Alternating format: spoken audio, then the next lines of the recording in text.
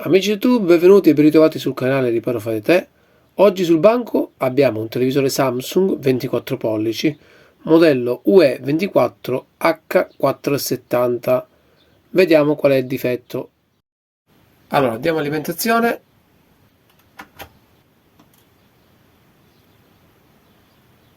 Il televisore si accende, come potete notare,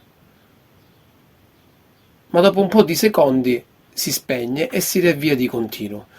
Questo a primo avviso, diciamo, potrebbe essere un problema magari di software, ma in questo caso non lo è. Il problema è una protezione che avviene sulla retroilluminazione. Se io vado a raffreddare la scheda di alimentazione dietro con uno shock, facendo uno shock termico con dell'aria compressa, il televisore continua a funzionare per un bel po' di minuti. Poi si riscalda di nuovo il condensatore che si trova vicino all'uscita dei LED, e mi dà sempre lo stesso problema. Quindi in questo caso cosa farò? Andrò a togliere la scheda di alimentazione e a sostituire i condensatori vicino all'uscita che alimenta la barra LED del nostro televisore. Allora, scheda sul banco, eccolo qua. Andremo a sostituire il condensatore incriminato, che è questo qui. È un condensatore da 50 volt 100 microfarad.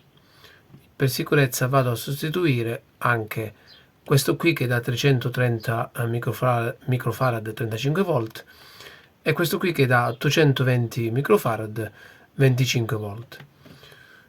Anche se i condensatori sembrano integri, ma potrebbero aver perso la loro capacità. Andiamo a togliere i condensatori e a misurarli per vedere un attimino in che stato sono. Ecco i 3 condensatori a banco, li andiamo a misurare velocemente. Testiamoli.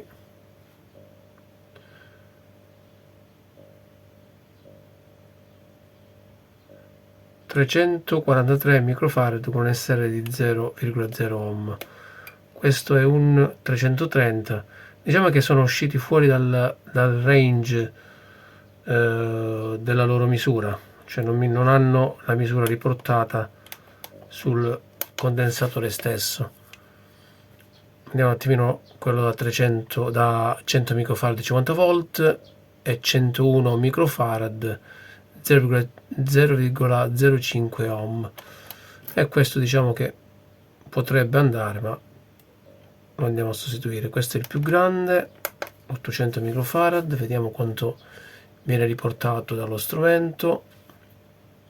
Addirittura non viene proprio rilevato.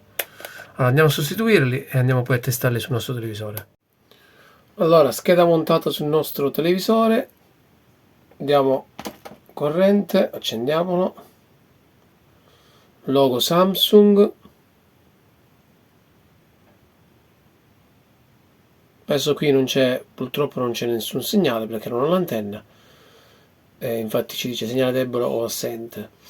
Abbiamo ripristinato il nostro televisore Samsung 24 pollici.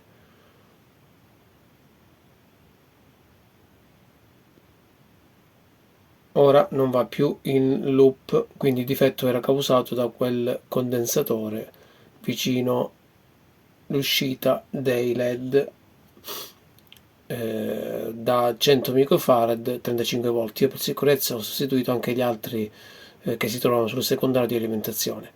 Adesso lascerò il televisore acceso per un po' di ore, ma il problema è stato risolto. Se vi è piaciuto il video, come sempre lasciate un like, iscrivetevi al canale e ci vediamo al prossimo video.